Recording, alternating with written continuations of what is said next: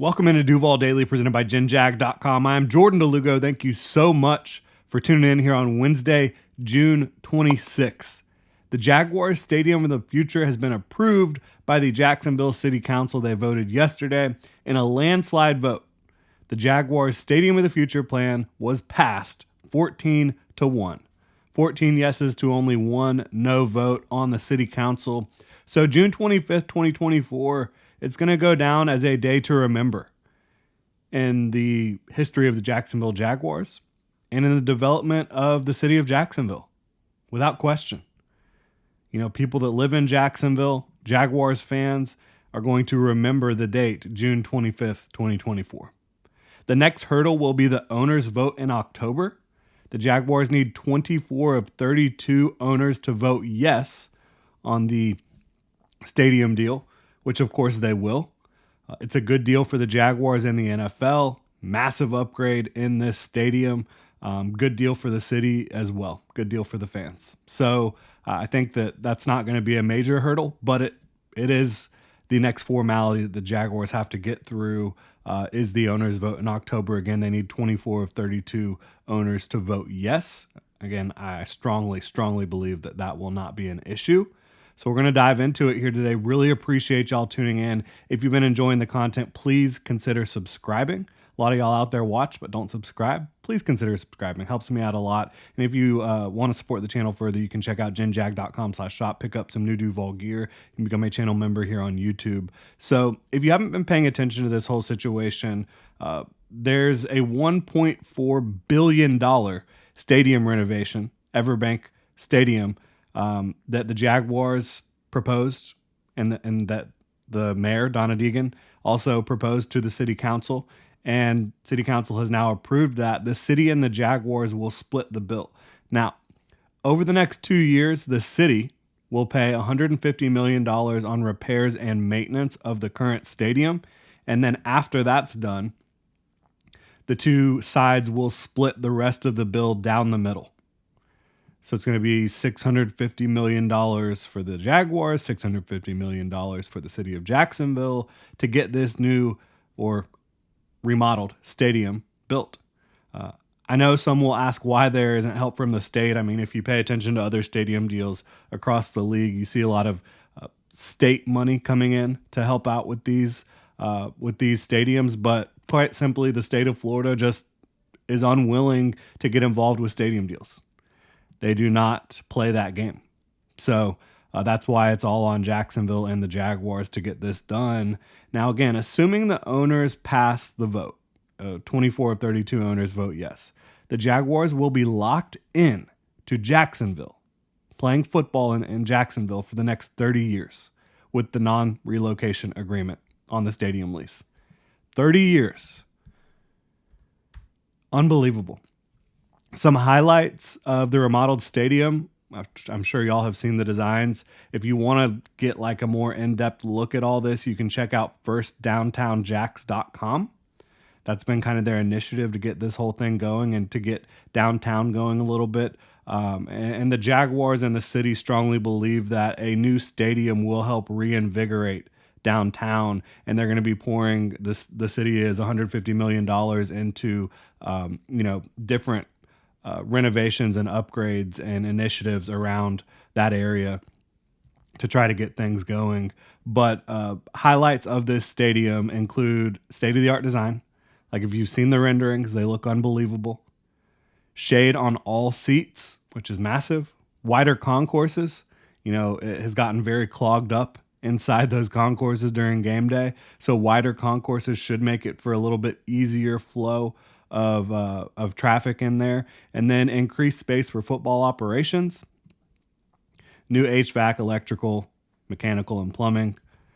So those things aren't as exciting for the fan, but important for stadium health, right?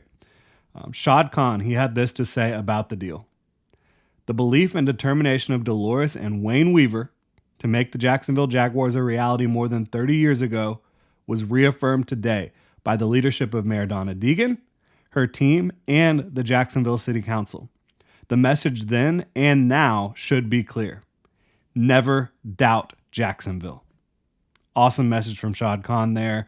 I know Mara Deegan, she's fired up about it as well. She has been an instrumental part in getting this deal done, without question. She's done a fantastic job. Her team has done a great job. And what a glorious time it is to be a Jacksonville Jaguars fan. You have a successful head coach, a franchise quarterback, plenty of talent throughout this roster. Miller Electric Center, which that should not be undersold as to how important that is when you're talking about having free agents coming in here, when you're talking about taking care of the players you do have. Miller Electric Center is a big deal. And also just like work, if you're a member of the coaching staff, front office, if you're a player, working inside that building compared to working inside the bowels of Everbank Stadium, that's a huge quality of life improvement. It is, no question about it. Like that facility, it's airy, it's light, there's windows everywhere. It doesn't feel like the dungeon, which is the nickname for the insides of their former football facility, right? Inside Everbank Stadium. So it's the 2027 season that they will have to find an alternate venue to play home games. You could have 3 games in London that year, according to Mark Lamping, and he made sure that everyone knows it would only be in 2027, the year that the major parts of the construction are being done on Everbank Stadium, right? Could have 3 games in London that year, along with games in either Orlando or Gainesville, it looks like. None of that's official yet.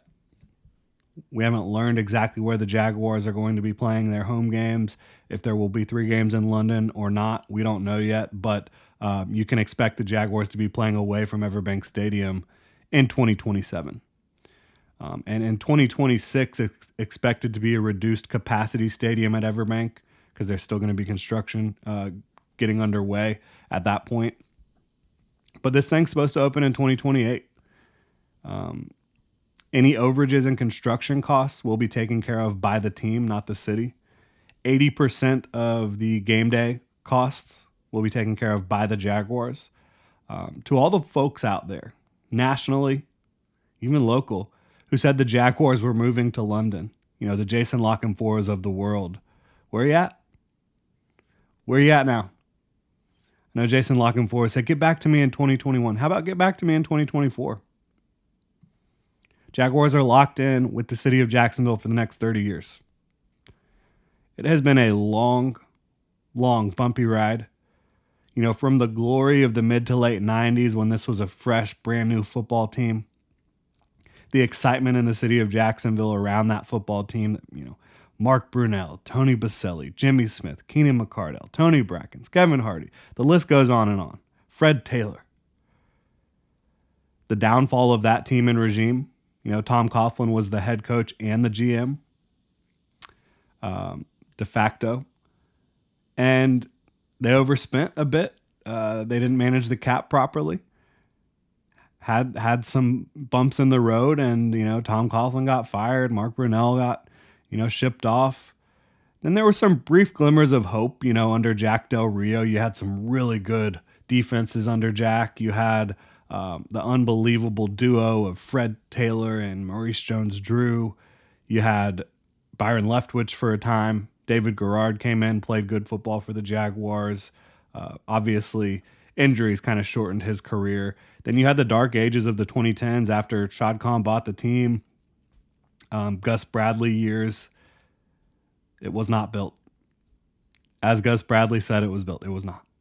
And then you have Doug Marrone and Tom Coughlin come in, lead this team to the 2017 AFC title game.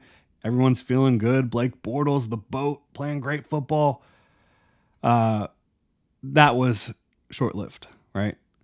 Team gets in trouble with the NFLPA. Players want to leave. No one wants to resign here. It was bad. And then you hit rock bottom with Urban Meyer, right? Rock bottom. But the night is darkest just before the dawn, folks. And this is finally an organization headed in the right direction on and off the field. Congratulations to Jags fans, city of Jacksonville, everybody involved. I'm fired up for it. Love to know what y'all think. Drop your thoughts in the comment section below. If you enjoy the content, please consider subscribing. Y'all have a good one.